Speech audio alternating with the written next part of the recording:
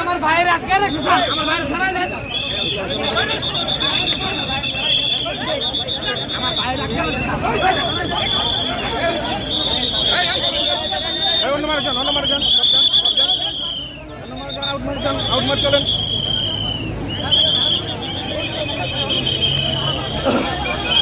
আমরা জেলা প্রশাসন নারায়ণগঞ্জ এবং সড়ক ও জনপথ দপ্তর নারায়ণগঞ্জের সহযোগিতায় এবং আমাদের জেলা পুলিশ এবং হাইওয়ে পুলিশ সকলের সহযোগিতায় কিন্তু আমরা আজকের এই উচ্ছেদ অভিযান করছি এবং এই উচ্ছেদ অভিযানে আমাদের সহজ যে জায়গাটা আছে সেটা মুক্ত করারই একটা প্রয়াস এবং সরকারি জায়গায় যে সকল অবৈধ দোকানপাট আছে সকল কিছুই কিন্তু আমরা উচ্ছেদ করব এবং সেটা পর্যায়ক্রমিকভাবে করা হবে। এটা কিন্তু নিয়মিত অভিযানের অংশ।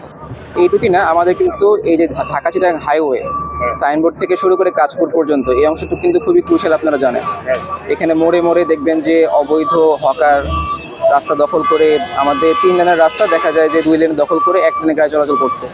তো সেই জিনিসটা কিন্তু আমরা পুরোটুকু অংশ জুড়েই করবো, মানে কোন অংশ করবো কোন অংশ করবো না, কাউকে ছাড় দিব সেটা কোনো সুযোগ নাই। কিন্তু আজকের প্রোগ্রামের অংশ না, তবে জেলা প্রশাসন তো অনেক বিষয়ে দেখে, এটা অবশ্যই দেখা হয় এবং এখনো হচ্ছে।